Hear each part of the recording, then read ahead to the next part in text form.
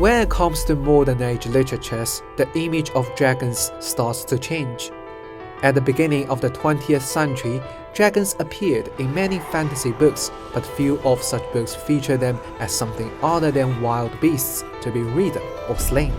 A famous example is Smaug of the Hobbits. Centuries old, cunning and talkative, Smaug guarded the wealth of unimaginable riches. He was one of the last surviving great dragons of Middle-earth, dangerous and fearsome, forcing dwarves and others alike into exile.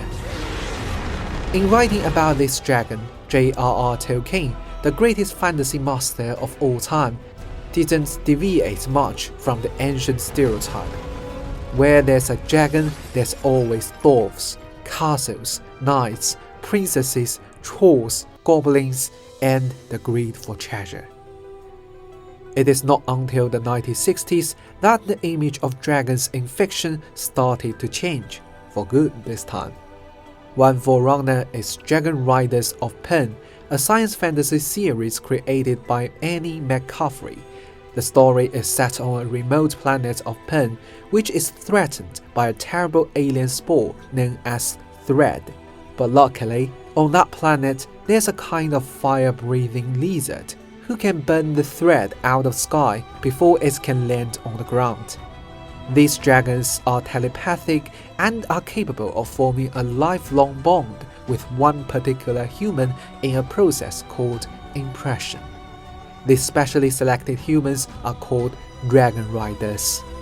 On the back of their mates, these Dragon Riders protect people from deadly invasions of the Thread, ensuring the safety and prosperity of the human world for thousands of years. However, at the beginning of Dragonflight, the first book in the series, the Thread has gone for 400 years, and most people regard it as a superstition. Dragon Riders have become few in number, and dragons have disappeared from the sky for centuries. But the next wave of Thread is coming, stronger and fatal than ever. Humans are not prepared for this. This is the time where our heroine, Lessa, comes to stage.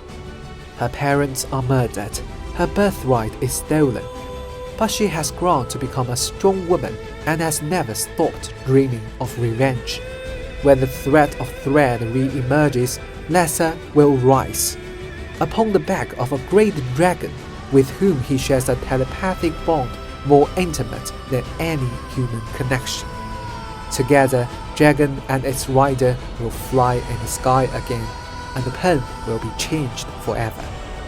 The series of Dragon Riders of Pen is a history-making work, as it established the brand new tradition of dragon tales, imprinting telepathy, dragons as good companions rather than as evil enemies. This tradition is carried forward by later authors, including Ursula Le Guin, the author of Earthsea series, who feature the dragonkind as an ancient race from the dawn of the world. They speak the language of the true magic, which most humans no longer understand. They have such a powerful presence that people who look into their eyes can become hypnotized. They can be huge in shape, and if they want to walk among the common folks, they can shapeshift into human size.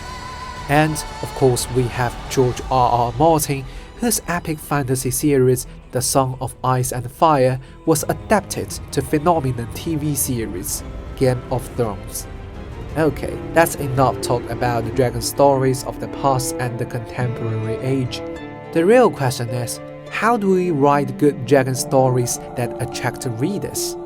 You may borrow insights from the medieval dragon tales of Demure and Matilda and let your dragon be involved in a love affair with a common human girl, or better, a dragon girl fall in love with an ordinary human boy. You may get inspiration from Dragon Riders of Pen, depicting your dragons as the faithful companions of humankind, with whom your protagonists set for an adventure or fight together till the glory end.